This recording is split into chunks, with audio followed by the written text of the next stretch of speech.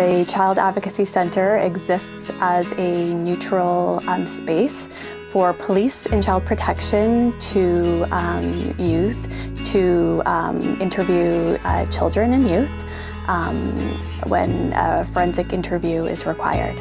Prior to the CAC, what would have happened is the child would have actually come to the police station to be interviewed.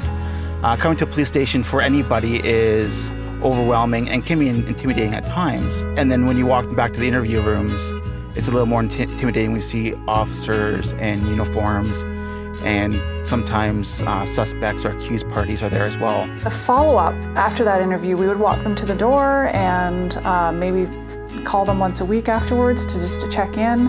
But we really didn't have that handoff to somebody who could kind of hold their hand through that whole court process.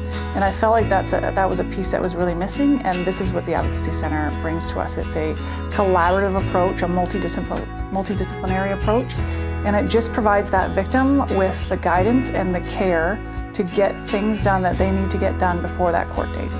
Because of Chief Greenwood's leadership, it ensures that children, youth, and families in our community have access to a proven best practice model of care for children and youth who are undergoing the process of a sexual or physical abuse investigation. With the CAC, what happens now is they go into a safe, friendly environment.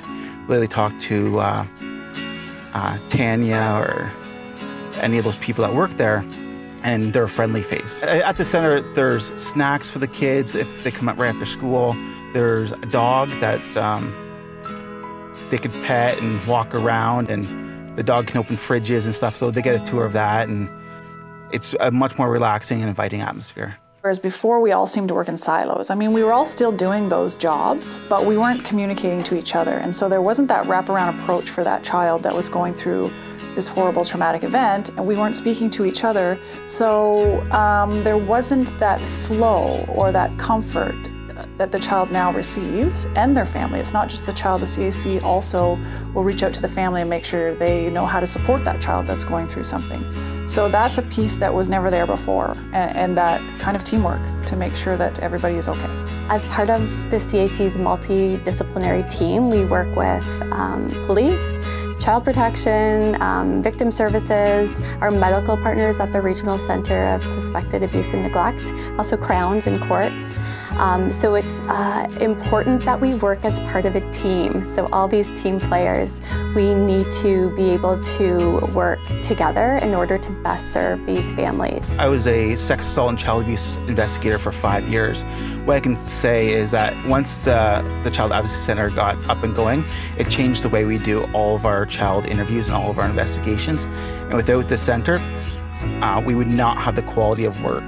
It's changed policing in the child interviewing stance like 100%. We really focus on the impact that it's had on the children, because the children really come first. But the impact the CAC has had on Barrie Police would be that the investigators have access to that support from Moose as well too. So sometimes after a particularly tough interview, we see the investigators taking their moment with the dog. The people that work there are amazing, and without them, we couldn't do our job. And we tell them all the time how much easier they make it for us to do these hard, emotional types of investigations.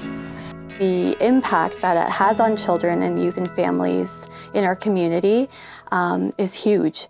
So if we can help them at this early time in their lives, when they're potentially going through a very traumatic experience, research shows if we are able to help support them at this early time, then the incidents of harm later on in life are going to be significantly reduced. From a policing perspective, we are really looking at improving the quality of our investigations so that we can increase conviction rates.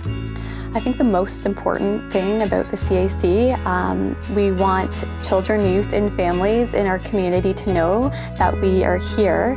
And if there is a child who